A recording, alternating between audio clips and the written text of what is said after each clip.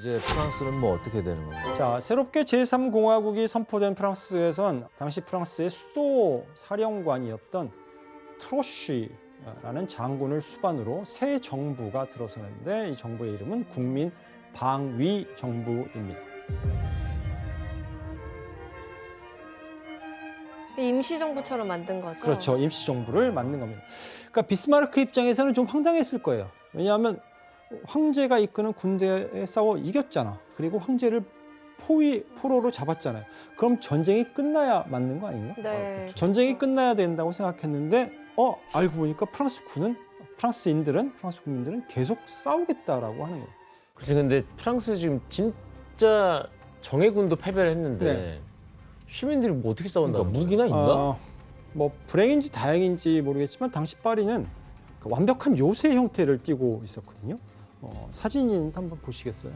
그래서 방어가 좋나? 이 과거 프랑스 정부가 수도를 방어하기 위해서 건설했던 이른바 띠에르 성벽이라고 불리는 성벽입니다. 지금과는 다르게 과거에 높이가 9m였고 9m의 청소 같은 성벽이 파리 전체를 이렇게 둘러싸고 있었습니다. 그 항전에 좀 좋은 조건이네요. 그렇죠. 성문만 굳게 걸어 잠그고 있으면 우리가 쉽게 이 파리를 내줄 수는 없다. 항복하지는 않을 것이다. 라는 자신감을 갖고 있었던 거고요. 그리고 약 40만 명의 시민들로 이루어진 이제 국민 방위군이라고 하는 이제 군대가 있었는데 이 병사들이 성곽을 지키고 있었습니다. 그리고 파리 공장은 전쟁 물자를 생산하는 곳으로 바뀌고 극장에서는 이제 군복을 제작하고 군인들을 수용하기 위한 야영지도 건설했다고 합니다.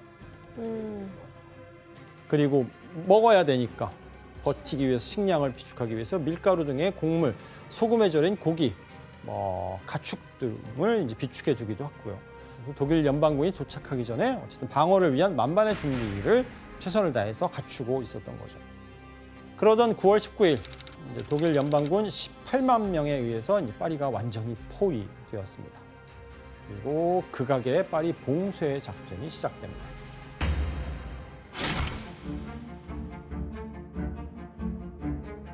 자, 파리를 둘러싸고 봉쇄선을 구축한 이들은 파리로 들어갈 수도 없고 나갈 수도 없도록 이제 포위를 하고 막았는데요.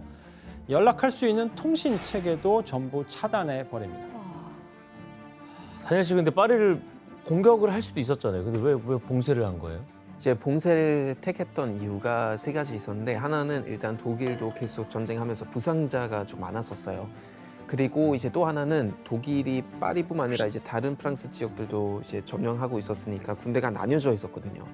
그리고 사실 시민들 대상으로 직접적으로 공격하고 이제 싸우면 또 국제적 여론이 그다지 좋지는 좋죠. 않잖아요. 그래서 이제 봉쇄를 택했다고 합니다. 자, 근데 이러한 포위에도 불구하고 독일의 예상과는 달리 파리 시민들은 계속 버팁니다. 결국 이 봉쇄가 장기전으로 돌입하게 됩니다. 한 달이 먼저 지나자 파리 시민들이 사실 고통을 느끼기 시작해요. 파리 시민들을 고통스럽게 한 게 뭐였을까요? 식량 아니야? 배고픔. 가장 배고픔이죠. 포위가 계속되면서 처음에 비축해놨던 식량들이 다 고갈되고 가축도 바닥이 나고 말았습니다. 그러자 사람들은 평소에 안 먹던 고기를 먹게 되는데 가장 먼저 어떤 고기를 먹었을까요? 그러면 안 되는데 혹시 말고기. 말고기로 이제 스프 또는 뭐 수육 같은 것을 만들어서 먹고 말의 피도 버리지 않고 말의 피로 푸딩을 만들어서 먹을 정도였다고 합니다. 자, 봉쇄가 2달째로 접어듭니다.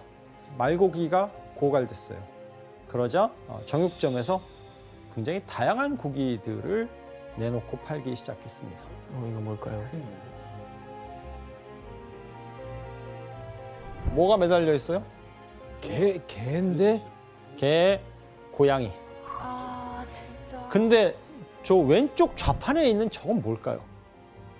쥐네요. 예, 바로 쥐가 진열되어 있습니다. 쥐 많네. 레츠라고 써있네. 아예. 그러네. 자, 이러한 상황에서 새로운 직업 하나가 이제 각광을 받게 되는데 어떤 직업이냐면 도축하는 사람? 쥐잡이 아니야? 쥐 잡은 사람. 바로 주장수입니다. 주장수입니다. 쥐. 자, 파리 시민들은 어쨌든 이 봉쇄 속에서 먹고 살기 위해서 쥐까지 잡아먹어야 되는 상황에 이르게 된 것입니다. 이렇게 파리 시민들은 살기 위해서 무엇이든지 먹어야만 하는 상황에 이르게 되었습니다. 하지만 안타깝게도 곧 개와 고양이는 씨가 말랐고, 자, 그러면 여기에서 문제를 내드리겠습니다. 자, 그렇게 다 먹었다고? 식량이 부족해지자 급기야 이곳에서 식재료를 판매하게 되는데요. 이곳? 과연 어디일까요? 이곳에서 식재료를 판매했다. 어떻게 정답. 오, 네, 규현 씨. 아 미안해요. 그 동물원. 스마트하다. 네, 규현 씨 정답입니다. 정답입니다. 와, 자, 식량이 바닥나자 파리 레스토랑에서는 동물원을 통해서 식재료를 구하기 시작합니다. 진짜야? 네, 심지어 동물원에서 많은 인기를 누려왔던 여러 동물들이 아이고. 도살당했는데 네. 그 중에 이제 바로 코끼리가 그래 등장. 인기 제일 많잖아. 아이고. 코끼리 어떡해. 다 독일 때문이에요. 네, 선전포고 있잖아요. 그러니까 너희들 먼저 들어왔는데. 자, 이렇게 파리 시민들은 이제 동물원의 동물까지 뭐 가리지 않고 닥치는 대로 먹어야 할 정도로 이제 곤궁한 끔찍한 상황에 어떡해. 몰리게 되었고요. 포위 당시 파리 한 레스토랑에서 팔았던 그 디너 메뉴판이 남아 있는데 되게 흥미로워요. 지원 씨가 한번 그 메뉴판을 읽어보시겠습니다. 1870년 12월 25일 크리스마스네요. 포위된 지 99일째. 전체 요리, 버터랑 무로 속을 채운 당나귀 머리 요리, 그리고 수프로는 크루통을 곁들인 붉은 강낭콩 퓨레, 그리고 코끼리 수프, 에피타이저로는 잉어 튀김, 그리고 영국식 낙타구이가 나오고요. 와. 그리고 캥거루 스투, 이렇게 먹으니까 줄지, 이 식량이. 그리고 소스 곁들인 구운 곰갈비, 와. 그리고 구운 요리로는 늑대 넓적다리 구이, 고양이와 쥐구이도 함께 나옵니다. 아니, 너무 많이 먹는 거 아니에요? 없다며. 잘 먹네. 사실 이걸 뭐 파리의 모든 사람들이 이렇게 먹은 건 아니고요. 최고급 코스 그쵸. 요리. 최상류층들이 그냥 먹을 수 있었던 요리였다고 해요. 아, 진짜 동물원에서 왔나 보다. 이처럼 파리 식단들은 이제 동물에서 조달한 다양한 고기로 기상천외한 요리를 만들어야 할 정도로 야. 어려운 상황이었습니다. 우빈 씨, 고기 말고 다른 식량도 많이 부족했었어요? 네, 그 아주 작은 생선 한 토막을 이렇게 사기 위해서 경매가 열렸었거든요. 그래서 그게 살려면은 뭐 많이 기다려야 되고 또는 빵을 사려고 몇 시간 줄 서야 됐었어요. 사진을 보면 이게 위에서는 수브니어 드 실, 그래서 이제 보일 기록. 빵인가? 그래서 이게 빵인데요. 하루에 300g 이렇게 줬었어요, 그 300g. 사람들한테. 근데 그 빵은 그 밀가루를 사용하지 않고 야채랑 그리고 지푸라기까지 섞어서 이런 빵을 만들었다고 해요. 푸석푸석해 보인다. 그 300g이면은 진짜 엄청 그렇죠. 작잖아요, 이게. 자, 파리 봉쇄 중에 생존과 직결된 문제는 사실 식량뿐만이 아니라 다른 곳에도 있었습니다. 뭐였을까요? 생존과 직결된 문제. 먹는 거 말고. 씻는 거? 아니. 씻는 거? 식수. 식수? 아까 크리스마스 디너라고 했잖아요. 네. 크리스마스는 계절상 겨울. 아, 너무 춥구나. 네, 바로 난방입니다. 추위까지 찾아오면서 연료가 부족해지자 이 시기에 난방은 뭘로 했을까요? 나무? 뗄감. 나무 뗄감. 뗄감을 구할 외부로부터 들여올 수가 없으니까 파리 시내에 있는 가로수를 배워내기 시작했습니다. 여기에 이제 말씀하신 것처럼 식수 문제까지도 심각해서 물 공급이 대부분 차단됐기 때문에 대부분의 시민들이 샌드강 물을 이제 식수로 사용했고 먹으면 안 되는데? 그렇죠. 장티푸스와 같은 병에 시달리게 되고 그로 인해서 봉쇄 마지막 달엔 매주 한 3,000에서 4,000 명 정도의 시민들이 죽어나갔다. 아이고, 사망에 따른 기록이 있을 정도로 끔찍한 상황이었습니다. 못 버티지. 자, 이렇게 포위전이 계속된 상황에서 급기야 파리 시민들은 이제 견디다 못해 파리를 탈출하려는 시도를 하게 되는데요. 가능해요? 독일 연방군의 이 철옹성 같은 봉쇄, 포위를 뚫고 이제 목숨을 걸고 탈출을 시도합니다. 가능하냐고 질문하셨죠? 근데 항복하고 여기서 문제를 아, 내드리겠습니다. 이것도 퀴즈예요? 네. 어떻게 탈출했을까요? 포위전 당시 이것이 처음으로 독일 연방군의 포위를 뚫고 파리를 탈출하는데 성공하게 됩니다. 과연 무엇이었을까요? 이거는 도구입니다. 포위를 뚫어버렸다고? 뚫고 나간다고? 이게 도구라고요? 그쵸? 탈 것이에요? 아, 이 너무 큰 힌트인데 탈 것이. 정답. 최성 씨. 비행기처럼 하늘을 날 수 있게 공중으로 나가요. 아우, 아주 근접한데. 아, 열기구를 타고 날아갑니다. 그 너무 쏘기 좋겠는데요? 혜성 씨 정답입니다. 나도 쏘고 싶겠는데 열기. 바로 열기구. 한개 뜨면 근데 이거는 대놓고 나가는 거 아니에요? 진짜 크다. 그렇죠. 아이고, 열기구가 이게 진짜 1870년 9월 23일 날 봉쇄 사흘 만에 처음으로 파리에서 이륙한 열기구라고 합니다. 파리 포위전 기간 동안 총 67대의 열기구가 이륙을 해서 떠올라서 약 160여 명의 사람들과 300만 통에 달하는 편지들이 파리 바깥으로 나갈 수 있었다고 하고요. 특히 정부 관료 그리고 외교 대상, 요직에 있는 인물들이 이 열기구를 타고 파리를 빠져나가서 파리를 살릴 방안을 모색하기도 했대요. 그럼 저게 아. 성공한 거예요? 네, 와. 가장 유명한 일화가 그 레옹 강베타라는 프랑스 내무장관이 이 열기구를 타고 파리를 탈출해서 지방으로 가요. 지방에 가서 우와. 군인들을 모아서 뭐 항전을 계속 이어나갔다라는 이야기도 있습니다. 다니엘 씨, 독일 연방군이 열기구 저렇게 크고 잘 보이는 거는 저걸 못 막았나 봐요. 그렇죠. 사실 태포 굉장히 발달돼 있었잖아요. 근데 사실 그 당시에는 총의 정확도가 지금만큼 좋지는 않았어요. 그래서 맞추는데 되게 어려움이 있었고 또 생각보다 열기구가 굉장히 높이 날았대요. 그래서 그것 때문에 사실 이제 쏴서 맞출 수 있는 그런 정도는 아니었다고 해요. 총을 못 쓰구만. 교수님 그럼 어쨌든 뭐 이 봉쇄가 그럼 풀리긴 풀려요?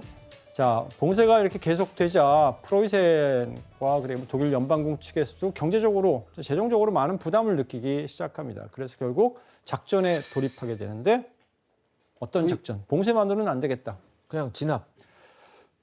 파리 시민들의 사기를 꺾기 위해서 도시에 포탄을 퍼붓기 그 시작합니다. 강철 대포로요. 예, 이 파리 포위전, 즉 포격전에서 프랑스 측은 4천여 명이 사망하고 2만 5천 명이 부상을 입는 큰 손실을 입게 되었다고 해요. 계속되는 굶주림에 이젠 포탄 공격까지 프랑스 정부가 이제 견디다 못해서 결국 독일의 휴전을 제안합니다. 1871년 1월 28일 무려 130일간 지속되었던 파리 봉쇄가 프랑스의 항복으로 끝이 나게 됩니다. 130일이면 넉 달 이상 넉 달이 버텼네요. 넘어가는. 대단하다. 자, 그렇다면 이 전쟁은 이제 이렇게 끝이 나는 걸까요? 아닙니다. 파리 협상해야죠. 포위전을 성공적으로 마치고 기세등등해진 프로이센은 프랑스 시민들을 다시 한번 자극하고 분노하는 일을 벌이게 되는데요. 바로 그동안 역사적으로 프랑스에게 참패를 당하면서 겪어야 했던 치욕을 이참에 그대로 한번 돌려주자라고 하는 것입니다.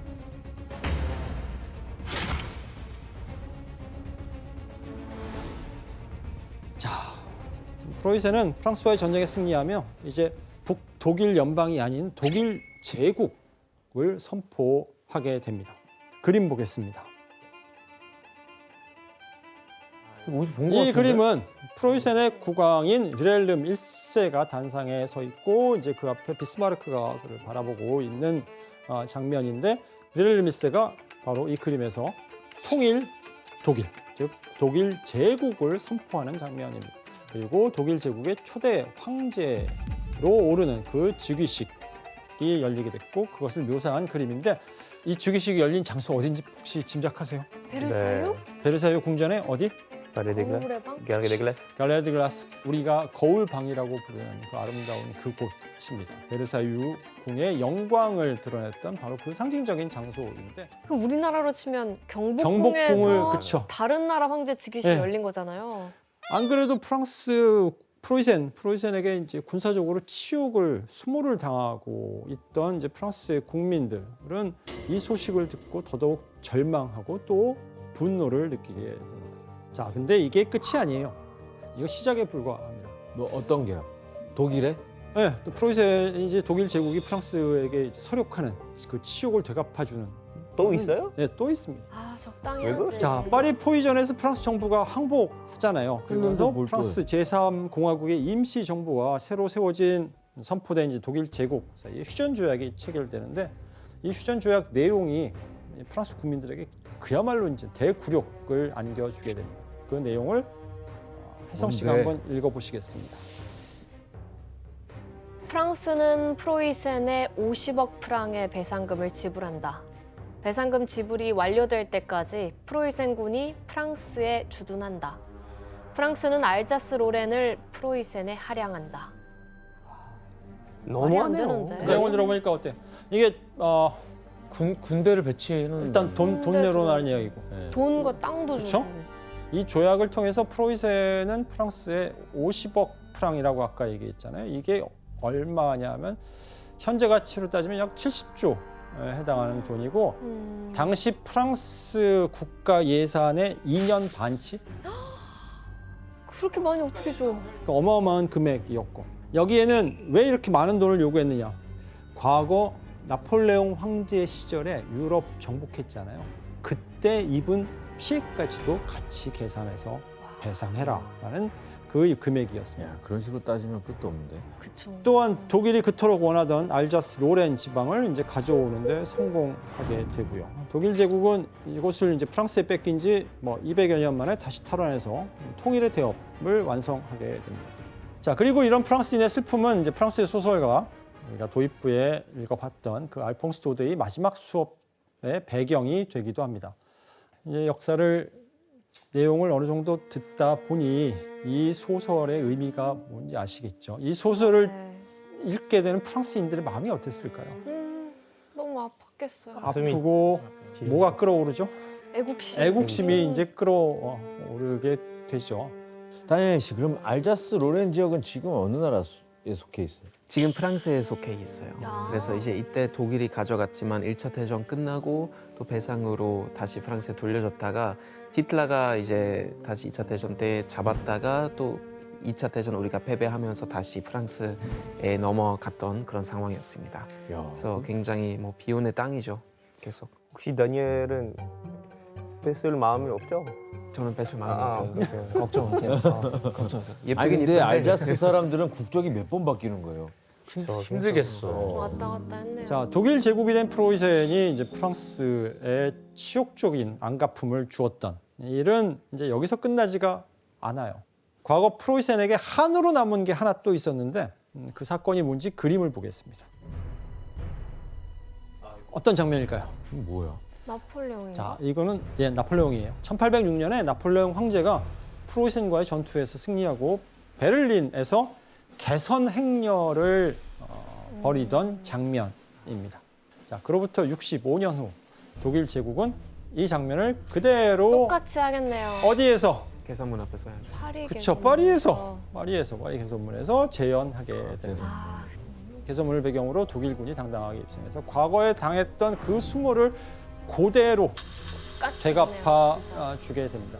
3만 명의 독일 제국 군대가 사흘간 이 승전 퍼레이드를 벌였고 전쟁 배상금을 완납할 때까지 50% 완납할 때까지 이 파리에 주둔하기로 합니다. 이렇게 프랑스의 수도 파리마저 함락되면서 유럽의 최강국을 자부하던 프랑스는 신생 국가 독일 제국에 비참하게 무릎을 꿇어야만 했습니다.